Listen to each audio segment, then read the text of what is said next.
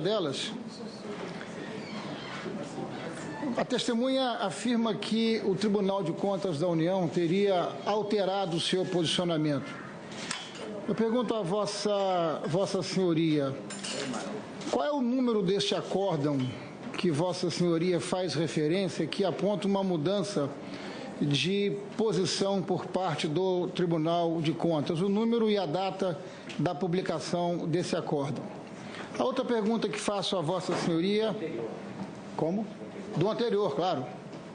Isso, o acórdão que faz a alteração da posição, da atual para a anterior, a que Vossa Senhoria fez referência, com relação à autorização para a publicação de créditos sem autorização prévia do Congresso Brasileiro, como determina o artigo 167 da Constituição Federal.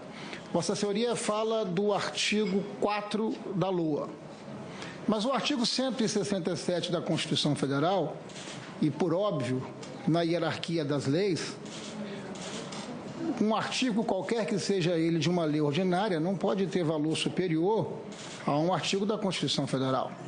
O artigo da Constituição Federal 167, quinto, veda explicitamente publicação de decretos sem autorização prévia.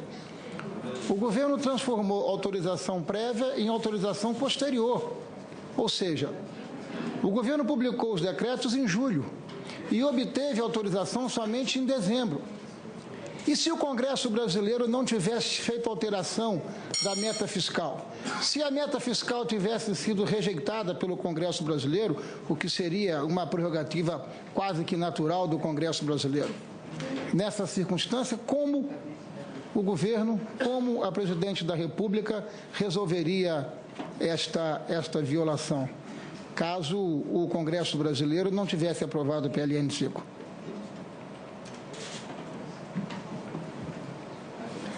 Passa a palavra ao senhor Ivo Correia, testemunha, na condição de testemunha, 3 minutos.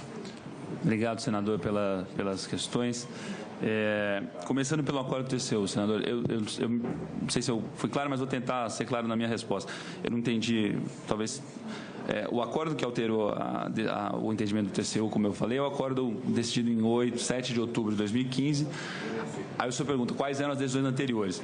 As decisões anteriores são todas as aprovações anuais das contas do Poder Executivo, em que essa prática foi adotada corriqueiramente, reiteradamente, em especial se olharmos para 2009 e 2001, em que houve alteração de meta idêntica ao que houve em 2015, e que nunca houve parte do TCU rejeição ou indicação de qualquer irregularidade, pareceres esses que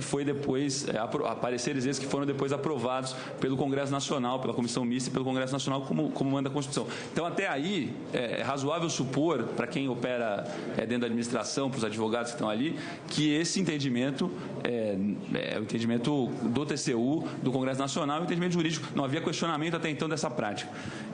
Então, essa é a alteração. Há ainda um caso específico da educação, eu não tenho o número do acordo de cabeça, posso levantar, passar para o senhor, do acordo de 2008, TCU, em que aí o TCU sim manda adotar sistemática específica para os gastos de educação, porque eles estavam feitos uma execução quase que extra-orçamentária, a adoção de decretos suplementares no caso da educação. Por isso é que, acho que 70% foi referido aqui, acho que pela senadora Vanessa, 70% dos recursos englobados nesses 4 decretos se referem à educação. Com relação à autorização prévia, senador, eu estou completamente de acordo, o artigo 167 da Constituição é claro e soberano. No entanto, todo o entendimento que se há na doutrina de direito financeiro há muito tempo é que o artigo 4º da LOA é justamente essa autorização prévia. É ali que o Congresso Nacional diz ao Poder Executivo, de acordo com o artigo 67 da Constituição, sob essas condições X, Y, Z, que estão descritas ali, tanto no CAPT como nos 24 incisos no caso de 2015, mas esse artigo vem evoluindo, mas a redação do CAPT é muito parecida há mais de uma década. Ali sim que está a autorização prévia do Congresso Nacional, porque ali ele delimita quais são os casos do qual pode ser editado, e como eu disse, é isso que vinha sendo feito na prática desde 2001, desde 2000, né? E foi mantida. Com relação ao que seria feito caso não fosse aprovado a alteração da da LDO, me parece que até chegamos a ter esse caso, em que o governo, durante 5 dias, eu não estava no seu Poder Executivo mais, mas me lembro das notícias que o Poder Executivo durante 5 dias ficou sem fazer empenho e tal, para poder, fez um maior contingenciamento para, justamente, se não houvesse aprovação, poder fazer face a meta antiga. Mas não, de fato, estou relatando por notícia de jornal, já não estava mais no Poder Executivo. O que fica... 2 minutos, senador Ricardo Ferraz. O que fica evidente é que o governo afastado da presidente Dilma coordenava e presidia as suas ações de maneira absolutamente temerária. Era uma gestão absolutamente temerária.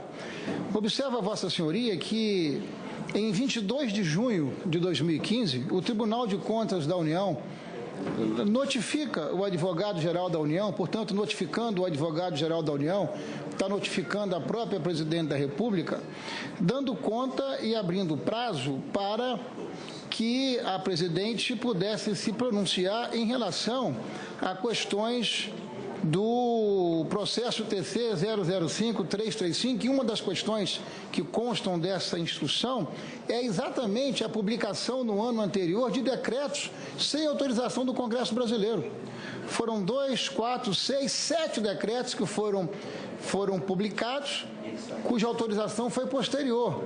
Então, independente desta notificação do Tribunal de Contas da União, em 22 de junho de 2015, em relação a decretos publicados em 2014, desconsiderando a notificação do Tribunal de Contas da União, o que faz o governo brasileiro e a presidente de próprio punho, porque decretos são decretos presidenciais, portanto, são prerrogativas que não são delegadas a quem quer que seja. Por isso é que é presidencial. De novo, independente da instrução, independente do alerta do Tribunal de Contas da União, a presidente emite e decreta mais 4 decretos de suplementação no mês de julho, um no mês de agosto, só obteve a autorização do Congresso no mês de dezembro. Portanto, fica flagrante, objetivamente flagrante material, o delito, ou seja, os fatos, eles falam por si. E, na verdade, o depoimento de Vossa Senhoria só confirma de que realmente não há remédio para esse delito cometido pela presidente da República. Senhor Ivo Corrêa, na condição de testemunha, 2 minutos. Senador, obrigado. Eu queria primeiro discordar de que a gestão era temerária, porque, como eu disse, ela adotava um entendimento jurídico que era consagrado nos órgãos de controle, no Congresso Nacional e no próprio Poder Executivo até o dia 7 de outubro de 2015. Eu queria reiterar, porque eu acho que é um importante ponto que o senhor coloca a respeito dessa cientificação. Eu não conheço esse documento, mas pelo que me foi dito aqui, é exatamente o mesmo documento que foi encaminhado depois diretamente à Presidente da República, acho que em 20 ou 22 de agosto daquele mesmo ano. É o mesmo 22 de junho. De 2 de junho ao AGU, mas a Presidenta da República, pessoalmente, acho que em 22 de agosto, é o mesmo documento. E eu quero reiterar, esse documento, eu já falei sobre isso, ele é um parecer de um membro do Ministério Público do Tribunal de Contas da União, certo? Encaminhado pelo ministro Augusto Nares. Em nenhum momento ele é uma decisão do pleno dos ministros do Tribunal de Contas da União. O Tribunal de Contas da União decide por meio do seu pleno, por meio dos ministros. Então aqui, como eu usei o paralelo anterior, eu até falei do relator, é como se a posição de um relator na CCJ fosse considerada a posição do Senado Federal, o que não é possível. Tanto é que há 2 pontos que o senhor chama a atenção que eu acho que são relevantes. O primeiro é que é uma notificação justamente para que contraponha razões, para que coloque a sua posição e faça o debate. Portanto, não havia ainda decisão do Tribunal de Contas. Em segundo lugar, como o senhor mencionou, fazia referência, acho que a 7 decretos. Nós estamos tratando aqui, hoje, de 4 decretos. Portanto, 3 sumiram nesse caminho, provando que haveria espaço para contradição. Eles foram sendo considerados que não havia mais irregularidade. Então, para reiterar, isso me parece, for o documento que eu conheço, que essa manifestação de membro do Ministério Público junto ao TCU não se trata de manifestação do Tribunal da Corte, que até então mantinha o mesmo entendimento que manteve durante os 14 primeiros anos de vigência da LRF.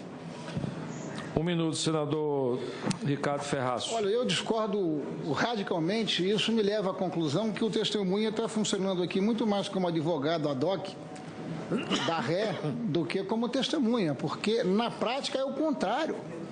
O que comprova a gestão temerária foi o desprezo a este alerta dado pelo Tribunal de Contas da União. O Tribunal de Contas da União alertou: não continuem emitindo o decreto de dotação orçamentária sem autorização legislativa, e foi exatamente isso que o governo da presidente Dilma continuou fazendo. Portanto, o que revela o dolo eventual de ter, obviamente, sido reincidente nessas práticas, revelando o crime continuado. Então, a meu juízo, está caracterizado por todos esses fatos que a presidente da República foi avisado, tinha conhecimento, o Tribunal de Contas alertou, deu sinal, mas essa era uma prática que já vinha dos anos anteriores. Até porque nos governos da presidente Dilma, durante 4 ou 5 anos, a meta fiscal não foi cumprida, porque sempre houve um desprezo absoluto à responsabilidade, à disciplina e à qualidade nos gastos. Não é sem outra razão, doutor Ivo, que o partido da presidente da República votou contra a lei de responsabilidade fiscal. Foi ao Supremo Tribunal Federal e ajuizou uma ação direta de inconstitucionalidade. Porque para este governo afastado, a disciplina fiscal, a qualidade no gasto, a priorização dos gastos é um detalhe, e o desprezo às leis, um outro detalhe.